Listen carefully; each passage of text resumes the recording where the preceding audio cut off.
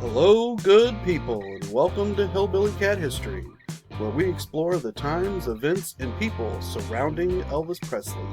Thank you for choosing this video.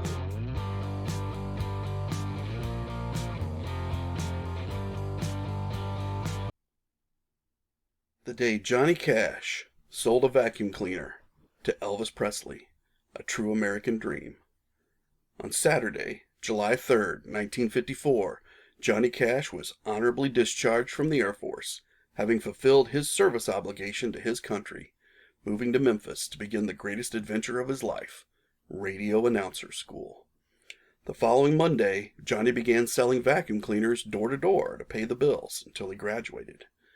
By mid-afternoon, his feet were in agony, and his knuckles were beginning to callous from the number of door knocks required by the job without a single vacuum sold. Johnny stood before what he mentally designated as the last door of the day. Raising his hand in the manner repeated so often on this single day, Johnny rapped his knuckles on the old wooden entrance. He didn't have much hope of a sale, as he had noticed the outhouse in the backyard, a sign the occupants probably had little spare cash for a luxury item like a vacuum cleaner. They might not even have carpets. A housewife in her early 40s opened the door and greeted Johnny with a big smile, inquiring if she could assist him. After a day full of doors slammed in his face, Johnny felt gratitude and broke into a big smile himself. "Ma'am, I'm sorry to disturb you, but I'm traveling through the neighborhood demonstrating one of the greatest new labor-saving devices ever designed by man, this electric vacuum cleaner." Johnny knew when the lady's smile faded into a frown of concern, there would be no sale.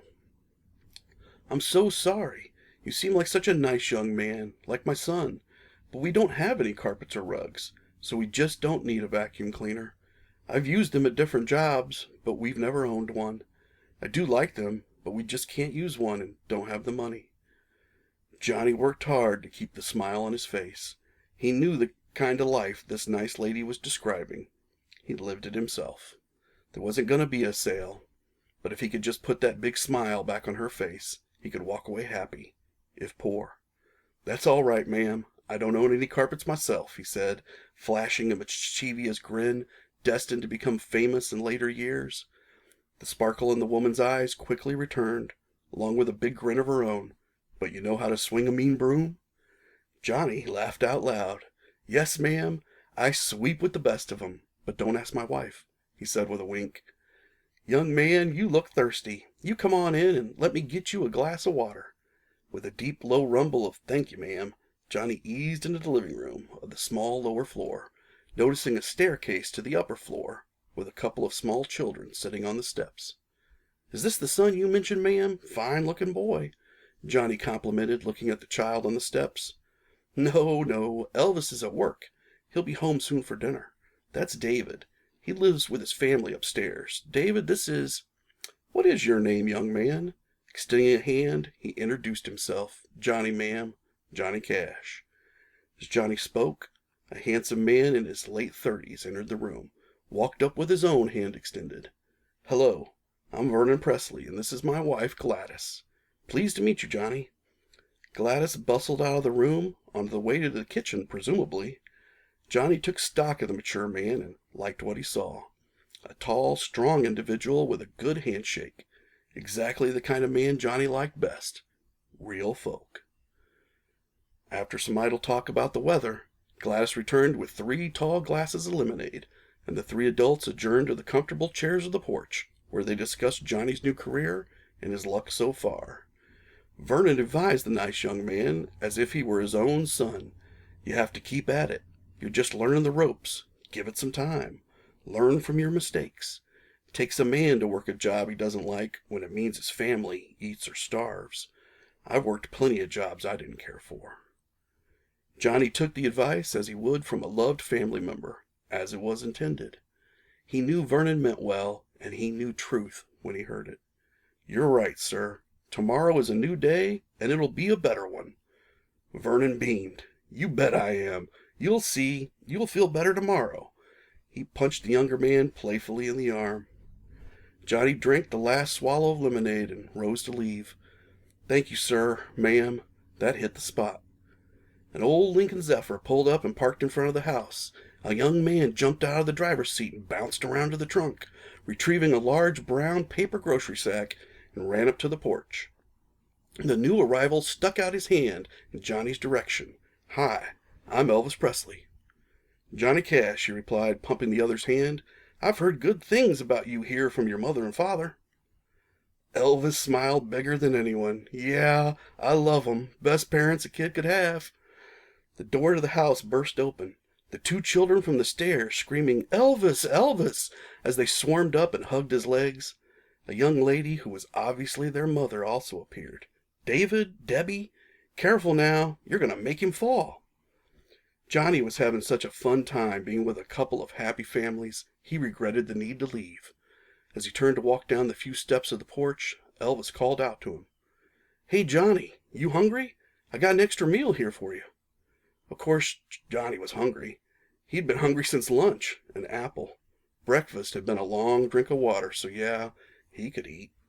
With a flourish worthy of a stage magician, Elvis produced a rectangular package from the brown paper bag. The little girl and boy screamed with delight. TV dinners! Food production giant Swanson introduced frozen turkey dinners in rectangular packaging to American families in 1952. Designed with convenience and efficiency in mind, the meals would be hot in about a half hour in an electric oven, itself a new standard of modern living. Swanson only offered a turkey meal because most Americans only ate turkey on Thanksgiving, so the meal was intertwined with holiday magic and special memories, giving the turkey dinner a slight advantage over a chicken dinner, at least in the minds of the Swanson executives, and they needed that advantage with a price point of $1.09 or $12.91 in 2024. TV dinners, the name designated by Swanson for their frozen meals in tinfoil trays, were a huge hit with the American public. A home-cooked meal actually costs less than a TV dinner, but the novelty and new tastes, even for old favorites, combined to create a new home sensation, something everyone had to try. Rich man or poor man, when they ate a Swanson turkey dinner, they all ate the same meal. No one at 462 Alabama Avenue that night had ever tried a TV dinner. This was new, this was exciting, this was a special night.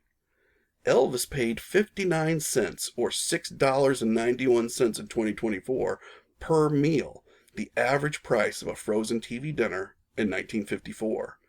Elvis also got lucky and scored some frozen mini pies, which were included free with every 2 TV dinners purchased, a common promotion which convinced many lower-income Americans to try TV dinners, which were really too expensive for their budget. The food producers of the United States also offered many different TV dinner menus by the time Elvis made his purchase.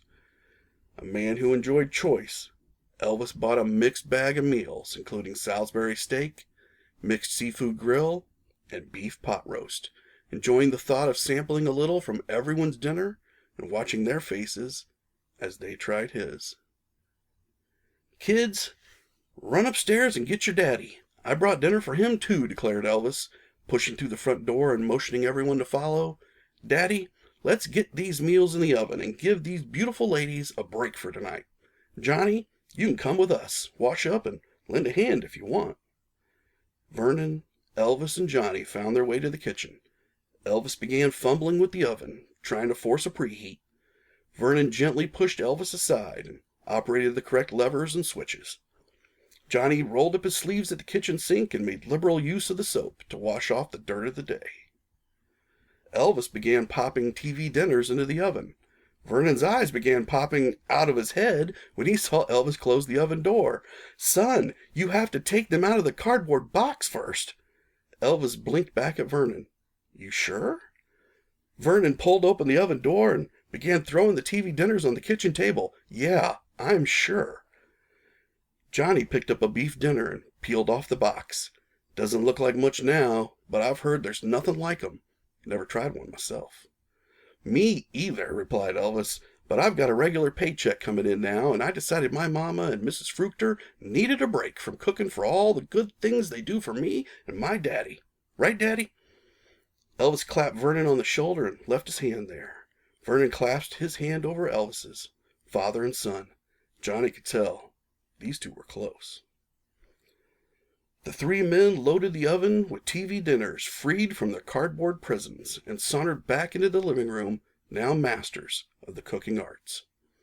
By the time the TV dinners were ready, a table and mismatched chairs had been arranged in the middle of the room.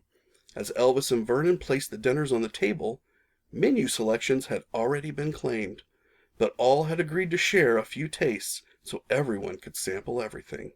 Someone had mentioned they didn't even have a television, but the fun of so many dinners at once soon pushed that thought from everyone's mind. Far too soon, it was all over.